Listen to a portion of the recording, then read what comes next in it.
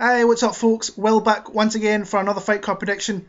We're going to be breaking down UFC Fight Night 123 from Fresno, California, as Swanson faces off against Brian Ortega in a featherweight encounter.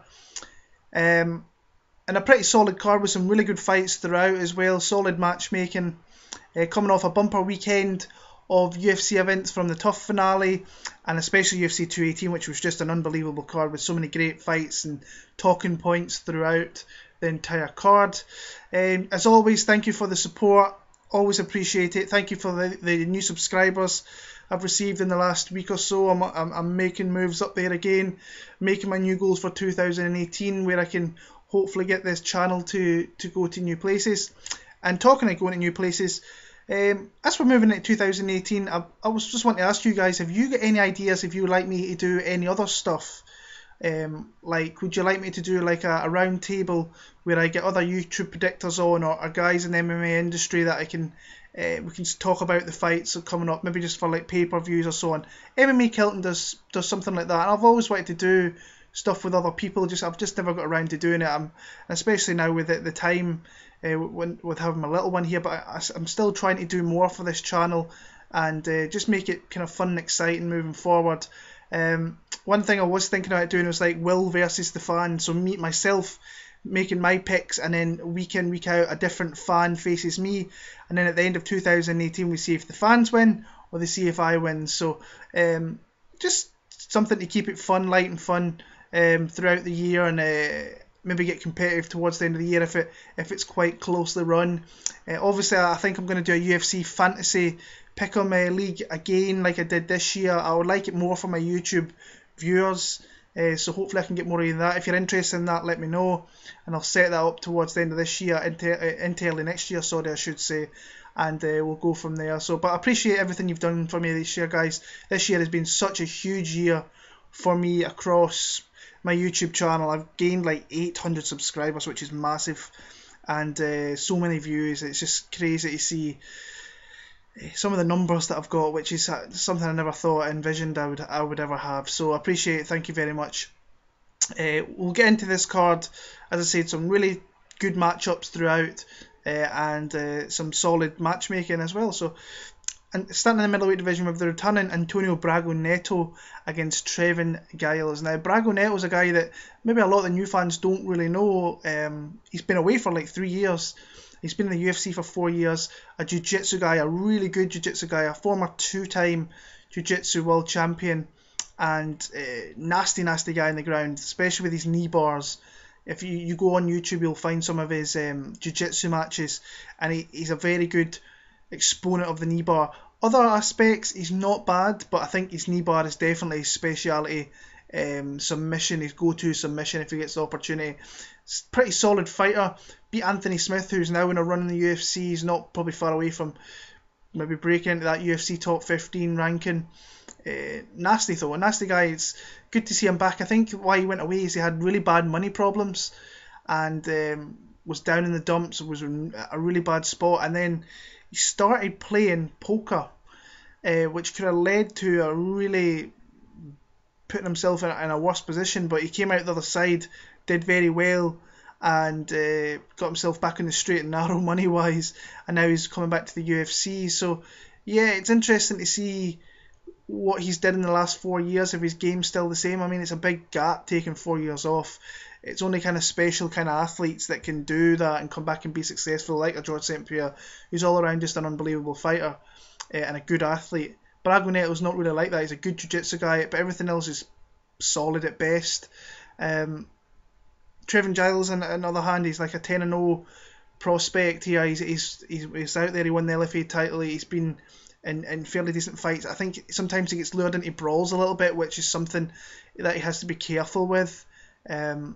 Won his UFC debut against James Bochniak. That was on very short notice, maybe a week or less notice, fighting up at 205, I believe it was, and did very well. Got a nice TKO round 2 TKO stoppage, some heavy ground and pound, and he can put his hands together. Once he puts them together and he throws some shots, he's a really tough fighter, and but he's still due to take that loss in his career. I don't think a guy coming off a 3-4 year layoff, a 3 year layoff, sorry, is that guy. He does have to be very careful though, and he does sometimes put himself in positions where he can be caught. So I'm going to pick Trevin Giles. I think that I just like how he's been fighting more over the last few years, and undefeated prospect, very, very confident.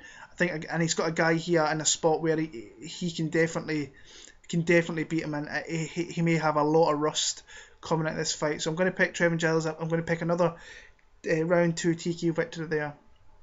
Bantamweight division, Alejandro Perez against Iuri Alcantara. Struggling with this one a little bit because when Iuri Alcantara shows up, he's very, very good. Like, very good. A top 10 guy easily. And we've seen that with some of his finishes. Like the Luke Sanders one, he was getting beat up badly, but he pulled out an E-bar. The Brad Pickett fight, a beautiful submission there. It was one of the best submissions I've ever seen live, if I'm being honest with you. But sometimes he shows up and he shits the bed like he did against Brian Kelleher. So it's things like that I'm a little bit sceptical about, and I'm not sure. But if he puts it together, then he's very dangerous. Alejandro Perez fighting out of Mexico, out of San Jose, is a guy that I think he's rode his luck a little bit in the UFC. I thought the Albert Morales fight he probably should have lost. Andre Soukhamthath, I thought Andre actually won that fight. I don't think if it wasn't in Mexico, I don't think he would have won. He took the harder shots in that fight. Soukhamthath put it on him a little bit, and he gets very weird decisions sometimes. The Entwistle fight was a clean knockout. Love that, because Entwistle is not one of my favourite guys. And then Scott Jorgensen got injured way back in 2015 with that ankle injury. But he has been caught with big submissions in the past as well. Patrick Williams caught him, and Patrick Williams is one of those guys that he's really only got about 3-4 minutes of fighting him, and to his credit, he caught him in that 4 minutes. So Iuri Alcantara can most definitely, if they get into scrambles and so on, I think he could catch him with a submission. It's hard picking either guy here. I think the good pick is Alejandro Perez, but I think that when Iuri Alcantara shows up, he's a really good guy and a really tough guy for fighters to face. So I'm kind of going on the side of Iuri Alcantara here, but I'm not confident. I'll be honest with you. It'll be one of my least confident picks. I'm kind of 55-45 for Iuri Alcantara, and I'm going to pick him via decision, but I think it's going to be sloppy. I think it's going to be very close, and we've seen that in the past, that Alejandro Perez is a guy that when decisions or fights are close, he seems to get the nod in them. So I'm going to go with Iuri though. Chris Gruetzmacher against Davi Ramos in the lightweight division. Really, really confident in Davi Ramos here. I was actually quite impressed with his UFC debut. He stepped in very short notice and kept a really great pace against Sergio Moraes in his debut. The only thing with that fight was Moraes was fighting at distance, and Ramos is a lightweight. He's a pure lightweight. He's not a big guy. He couldn't get to the reach early on, and that's how he lost the fight. But the guy cracks. In this fight, the way I see it, Chris Gruetzmacher, obviously they're similar size. He's going to have to come in and engage with Davi Ramos, and he throws heat. Really, he's a really good counter puncher as well, and I think that's where he can catch Chris Gruetzmacher. Gruetzmacher's coming off that loss to Chaz Skelly down at 145, so he's moving back up to 155 here. I'm not overly impressed with what I see with Chris Gruetzmacher. I think there's no way he's going to win a grapple with Davi Ramos. Ramos is a jiu-jitsu guy, and there's so many like jiu-jitsu fights on here of Davi Ramos with flying arm bars and crazy stuff that he gets up to in the ground. There's a lot of BJJ fights. I would go and say watch some of his fights for sure. But I say Chris Gruetzmacher, if he wants to win this fight, he's going to have to try and grapple. And Davi Ramos is the better grappler. I think he's the stronger guy. I don't think he's going to be able to take him down. I think Sergio Moraes struggled to even getting close for a takedown. Gruetzmacher's going to have to come in close, and he's going to catch shots. So I think Davi Ramos is going to knock him out, or he's going to submit him inside the first round and a half at least. So I think I'm going to go for a late round one submission or some ground and pound for Davi Ramos. I think he's going to really put a beating on Chris Gruetzmacher, and it's probably the last we see of him in the UFC as well. So Davi Ramos is definitely going to be one of my most confident picks of this card. Moving on, we have Frankie Saenz against Merab Dvalishvili, a newcomer to the UFC and a really solid what seems like a solid prospect, coming off a really nice spinning backfist knockout of Rafian Stotts, who's a guy I've championed for a while. I think he's a good fighter. That was like 6 months ago. He caught him with a spinning backfist in the first 30 seconds, knocked him out. But he's a Sambo guy, comes out of Georgia, trains at Sierra Longo, so he's training with really good guys. Aljamain Sterling's. I know he does a bit of work with Chris Weidman, and so on and so on. Yeah, what I've seen of this guy, he's got some big power, but he's also can go hard for 15 minutes. Very powerful. If you go and watch some of these Sambo clips, he tosses guys around. He's got beautiful trips. And saying that, Frankie Saenz is a D1 All-American wrestler. I still think this Dvalishvili is going to take him down. I think he's going to out-muscle him. Frankie Saenz has lost 3 fights in a row, albeit to really good guys in Wineland and Faber, and Tanquinho, which he could have won that fight ultimately, to be honest with you. I just think that Dvalishvili's stronger at this point. I think he can get him to the ground. I think he can control him. I think on the feet he can catch Frankie Saenz with some shots. So I'm pretty confident in the newcomer here. So I'm going to pick Dvalishvili. I think he's going to win via decision. I think he can knock him out. I don't think he will. But I'm going to go a fairly, I can see 30-27, maybe easy 29-28 decision here for Merab. So that's my pick there. Flyweight division, Carl's John de Tomas against Alex Perez. I was not impressed, and I'm still not impressed with Carl's John de Tomas from watching his fights before the UFC and his UFC debut. Yeah, I just don't think there's much to him. Alex Perez, I think he is solid. He's got a lot of fights out there. He comes from Team Oyama, is a team that I really respect a lot, and they're putting a lot of solid fighters out there now. So, yeah, not going into this too much. From what I've seen, De Tomas probably wants to grapple with this guy. I think Alex Perez will let him do that, but I think he will reverse position and actually take down De Tomas. And I think he's just going to outclass him pretty much for at least the 15 minutes of the fight. If not, if he doesn't get a finish, he will, I think, win a decision fairly comfortably. I'd actually be pretty surprised if De Tomas actually won this fight, but he has the experience of fighting in the UFC, so those jitters now gone, he might actually show up and show he's better than what the tape really shows. But Alex Perez is definitely going to be my pick here. Like his camp, not that the camp really matters because they're not fighting for you, but training and sparring with some of the guys that it has there is definitely going to be better than what John de Tomas is. So Perez v decision there. Interesting fight, bantamweight division. Luke Sanders against Andre Soukhamthath. Like I said in the Alejandro Perez fight, I thought Soukhamthath should have won that fight. He put down Alejandro Perez, landed the better shots, kept the better pace, on short notice as well. This guy takes fight. I think all his 3 fights are on short notice. So it's crazy. Maybe he likes kind of getting fights like that, and where he's not having to wait months on end for fights. He gets in there in a few weeks' notice, and he fights really hard. He fought really hard against Albert Morales in a very close split decision loss. And like I said, I think he should have got the nod in the Perez fight. Pretty solid combination striker, really fast hands at him, good gas tank considering he came in short notice in Mexico City. He kept a good pace up for the 15 minutes for as well as he really could have. It was a tough fight in that altitude there.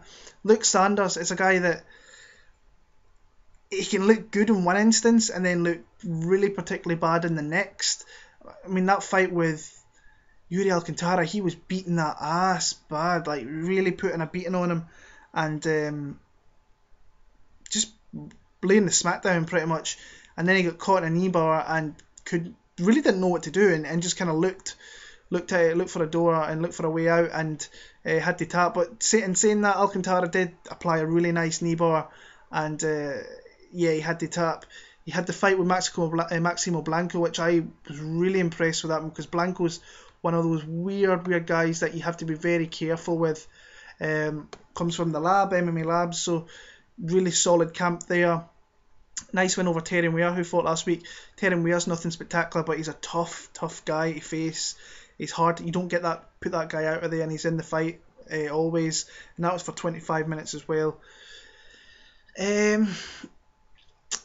Apart from the Blanco fight, I've not overly been impressed with what I've seen from Sanders. I expect better from him, and I think this is a fight he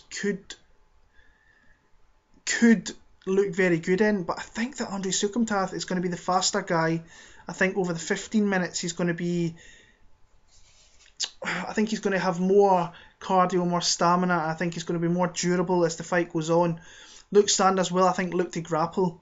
So it's all about if Andre can stop the takedowns, because Luke is a very strong guy. But I think that Andre Soukhamthath can stop takedowns, and I think he can lay hands on Luke Sanders later on. There's no lines for this yet. I think I'm taking a guess that Andre will definitely be an underdog play here. But I just feel more confident in him over the 15 minutes of the fight. If Luke can't finish him early, I think that Andre can most definitely come into the fight later on with the faster striking, the faster hands, mixing it up with kicks as well, and just stopping takedowns. I'm going to go a 29-28 split decision for Andre Soukhamthath. He's always in close fights. I expect this to be no different here. Could go either way, but I'm going to go with Andre Soukhamthath for his first UFC win. I think he's due after that Perez loss, in all honesty, as well. So Soukhamthath for the win there. Close fight. Alexis Davis against Liz Carmouche. This is a weird fight to kind of... It was a weird fight looking into it. I had to watch the Cindy Dandois fight, Alexis Davis, which was absolutely terrible. I was about to swear really badly there, but terrible is the worst word for it. It was abysmal. It really wasn't a good fight, and being honest, probably Cindy Dandois might have felt a little bit unlucky not to win that fight as well. And saying that, Alexis Davis is just coming back after having a kid. That couldn't have been easy, getting your body in shape, and definitely there must have been a bit of rust there. Liz Carmouche is just a woman that doesn't really fight all that often. Last time we seen her was UFC 205.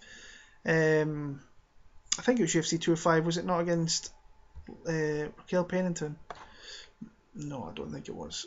Caitlin Chukagian. I don't know why I was thinking Raquel Pennington. Pennington fought Miesha Tate, that's what it was. And she won a very close split decision there. She landed some big takedowns on Chukagian, and and even she could have lost the fight to Lauren Murphy before that.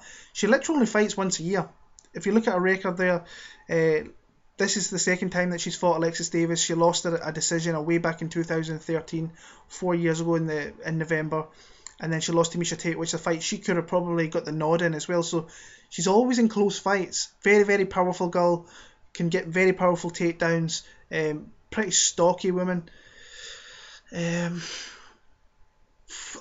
I didn't like what I seen out of Alexis Davis last time out. I think she can be muscled a little bit now. I think that she's solid with her strike and she's solid with her jiu-jitsu, but I just think that Liz Carmouche can muscle her around for 15 minutes. As long as she doesn't get hit with some big shots from some of the striking of Alexis Davis, I think that Carmouche can ride it out and win a close decision. It's going to be one of these split decisions, I think, as well. I think I can see Davis winning a round and it being very close. But I'm going to pick Liz Carmouche to just to outpower and out kind of grapple Alexis Davis and win a very, very close decision. But I'm not confident in the Liz Carmouche pick, in all honesty there. So that's the prelims out the road. Moving on to the main card on FS1. Starting off in the bantamweight division. This is I think my favourite fight of the whole entire night. I am looking forward to this fight. I think this is going to be an all-out scrap between Albert Moraes and Benito Lopez. We'll start with Albert Moraes. He's had a pretty rough go in the UFC. Came in on off the Ultimate Fighter, Dana White's show, looking for a fighter, and came into a fight with Alejandro Perez. Like I said earlier on, Alejandro Perez is one of these guys, once the fight's close, he always seems to get the nod. And it's a fight I think that Moraes could have got. Then he gets a huge, I'm looking at a huge step up in competition against Thomas Almeida.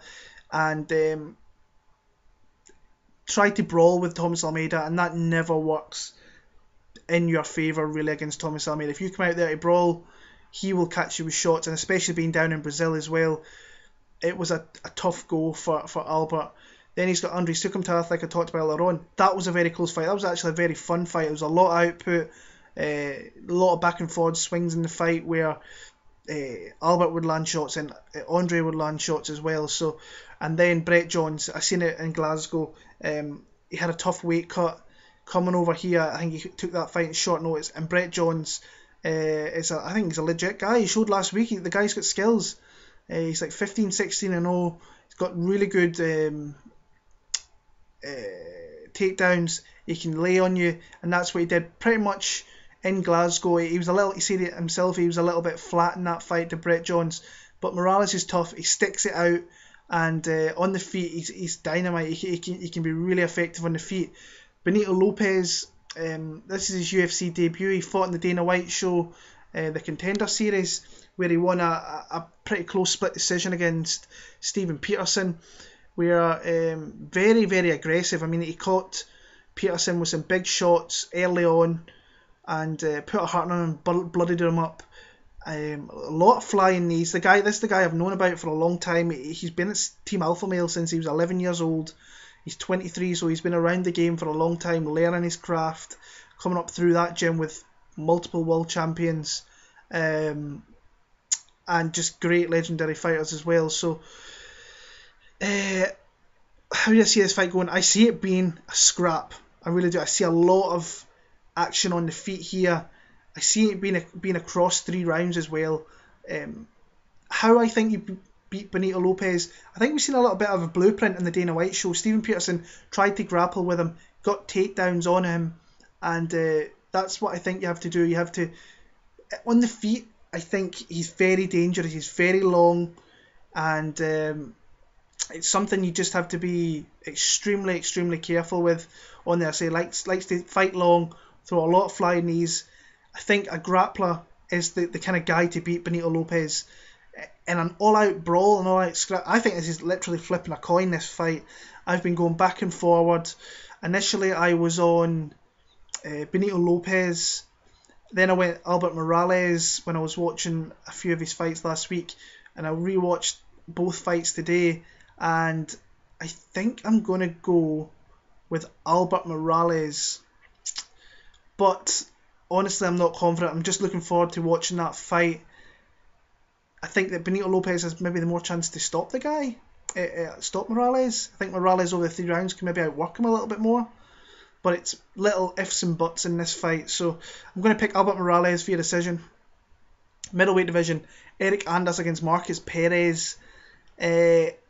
Extremely impressed with Eryk Anders. Big power. Good grappling. Came in there against a legit UFC veteran in Rafael Natal. Sent him into retirement. Knocked him out. Both guys coming from the LFA, I think, are both middleweight champions. I think Anders is definitely going to be the bigger guy in this one here. And Eryk Anders is a guy that the UFC middleweight division, I think, need to keep an eye on, because I think very quickly he can soar the rankings very soon and put himself in that top 15. And it's a matchup that I wouldn't like to do to kind of go with. I think he can fight hard for 25 minutes. Like I say, good grappling, big power, good hands. Good hands. Former football player as well. Markus Perez, I just think they're similar size, they're similar heights and so on, but I just think Anders is going to be big on him. I think he's just going to be too powerful. So that's kind of how I'm seeing this here, and I see another quick finish for Eryk Anders. So Eryk Anders, I'm going to go a round 1 TKO, kind of late on that one, and continue his winning streak in the UFC. Lightweight division, Scott Holtzman against Darrell Horcher. So watching tape on this was not good. Literally could care very less about this fight. It's how it's on the main card is a little bit of a weird one for me. I think there was other fights you could definitely put up in there as well ahead of this one. Holtzman's wins are over Anthony Cristodolo, Cody Fista and Michael McBride in the UFC. None of those guys are even close to coming back ever to the UFC, with his only losses to Drew Dober and Josh Emmett. I think his other one was there as well. Darrell Horcher came in very short notice against Khabib Nurmagomedov. I thought he'd give a good account of himself in that one. Went out, got injured, some big injuries as well to his body, his spleen and so on. And just he came back and he went to I think it was a split decision with Devin Powell, who is one of the worst fighters I think we've ever seen in the UFC. So yeah, it's another of these fights you toss a coin and go with who you think. I think I'm going to go with Scott Holtzman, but really not confident whatsoever. But I'm going to go with Scott Holtzman. So, moving on. Where are we? So, moving on. Marlon Moraes against Aljamain Sterling. This is a good fight, interesting fight. Surprised that Marlon Moraes actually stepped up, considering he only fought last month and beat John Dodson. Very close decision. I know a lot of people gave that fight to John Dodson. I think when I watched it back, I think initially I gave it to John Dodson, then I watched it back, and I think I actually agree with the referees. I think Marlon Moraes did a little bit more, even though he got dropped in the first. I think he actually he annoyed John Dodson with those low kicks, and it pissed him off, and it actually put him out of his game plan, and he capitalised on that. He's got some big leg kicks. He's just an all-around a decent fighter as Marlon Moraes. I think that it was a big win for him, because if he was to come into the UFC with 2 losses in a row, that would hurt, definitely. Although it's 2 good guys in Asun Sao and John Dodson. Aljamain Sterling here, like the fact that I think that he's got this, he's obviously been in the full camp and has been ready to go for this one. He's probably definitely got the advantage there. I think he's obviously got the reach advantage. I think what he's going to try and do is try and keep Marlon Moraes at distance, and just try and... It's hard because his striking's not really that good as Aljamain, but it definitely has got better. You've seen that in Asun Sao fight, and I just think that this is going to be close. I can see Aljamain winning the round. What I really like with Aljamain is he's grappling when he has the dominant position. I think he is very, very strong. I think he can hold you there. I think he can find funky submissions, even though we really haven't seen it. But defensively, I think there's definitely holes and gaps in his game there where he can be, where you can attack him. I would like an Aljamain Sterling win here. I'm a fan of Aljo. I have been for a long time. I just think that Marlon Moraes, I think he's just a little bit better than what Aljamain Sterling is, maybe across all kind of facets of the game, maybe. And I might be talking out my backside there, because Sterling, I think, has definitely some good dominant kind of grappling when he uses it, and offensive grappling. It's just hard. It's a hard pick for me, this one here. I'm going to pick Marlon Moraes via decision. I think it's another close one like the John Dodson fight. I think his striking will ultimately win him the fight. Maybe just have a little bit more output than what Aljo will. He'll maybe land more. But he just has to be careful, because if he gets into situations where he starts to grapple with Aljamain Sterling, he could get choked out, or he could get taken down, and pretty much like he did with Brian Caraway fight in the first round, where he literally just beat on him and held him, and looked. I think he put him in like a full Nelson in that one as well. So yeah, I'm not confident in Marlon Moraes, but I'm going to pick him here.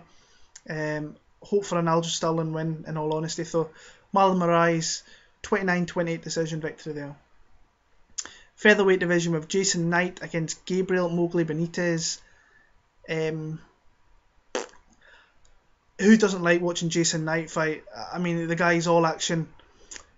Comes forward, is in your face, ready to go, and just looks to scrap. Like, wherever the fight goes, on the ground, on the feet. But he showed a chink in his armour in that Lamas fight where he took a big shot. His chin isn't there. If you go back and watch his UFC debut against Jim Ehlers hurt this guy with his hands. Jim Ehlers is not a power puncher in anybody's estimations. He's not a good striker really at all, if I'm being honest with you. It's Jim Ehlers. He does enough to kind of suffice, but it showed in that fight with Ricardo Lamas that sometimes his chin is in the air, his hands are low, and he walks onto shots. Now, Gabriel Benitez is a guy I think can give him some problems. I'll be honest with you. I think that he has big power. I think the defensive frailties of Jason Knight, if Jason gets too aggressive again, he's going to take shots, and he has to be careful. He could get put down by Benitez. Benitez has lovely leg kicks as well, like really chopping leg kicks. But I think there's a definitive advantage on the ground for Jason Knight. Very good control, a nice body triangle, moves position very well. And he's just a very dominant guy down there. He looks for a lot of funky stuff as well. If you watch, there's videos on YouTube of him on the mat where he's trying to throw up different kind of variations of the Americana and the armbar and Peruvian necktie and so on. So he's a guy who's very dangerous. He's still very young in the sport, and it's still going to be very exciting going forward. I just think there's chinks in his armour that he definitely has to shore up if he wants to be a legit top 10 guy in that featherweight division, because there's fighters coming up like Zabit Magomed Sharapov, who will easily take that spot and very quickly take that spot as well. So I think Benitez has a chance. Honestly, I think he has, but I'm not nowhere near confident in picking him in here over 3 rounds. I think if they start trading, I think that Benitez could get off, but I think that Jason Knight will mix it up and look for takedowns, and I think once it gets to the ground, he could have an advantage down in there as well. So I'm going to pick Jason Knight via submission in round number 2 there, but I think he might have to take some big shots off Benitez to get the fight to the ground and ultimately win the fight there. So Jason Knight sub. And the main event of the night, we have Cub Swanson against Brian Ortega. T-City is a guy that you watch his fights and the guy comes alive in the later rounds. He's shown that in pretty much all his UFC fights. Came into the UFC with some hype, I remember, on social media, people talking about this guy, and I know I'd watched a couple of fights beforehand because he used to fight in the RFA. His fight with Keone Cope was a very close split. Came in against Mike De La Torre, won that fight, then it got changed to no contest. Knocked out Thiago Tavares in the 3rd round. Submitted Diego Brandao in a pretty lackluster fight, but once he got an opportunity to he got his hands around your neck, he got them. Clay Guida, knockout in the 3rd round. It was a very close fight. It was probably 1 round apiece in the middle of that. It was literally the last 20 seconds of that 3rd round. It could have went either way, and he finished the fight. And then I was really impressed. I was also really kind of pissed off in Renato Moicano because I felt he's on his way to winning that fight, and then he jumped in, tried to take down Brian Ortega, and you cannot do that with this guy. This guy has a squeeze on him. This guy's, I think, a legit black belt. I think him and Cub Swanson are both black belts here, but I think when you look at who he is getting his black belt from in the Gracie brothers, the guy, you can tell the guy's got legit skills. You've seen that in the Brandao fight with the triangle choke.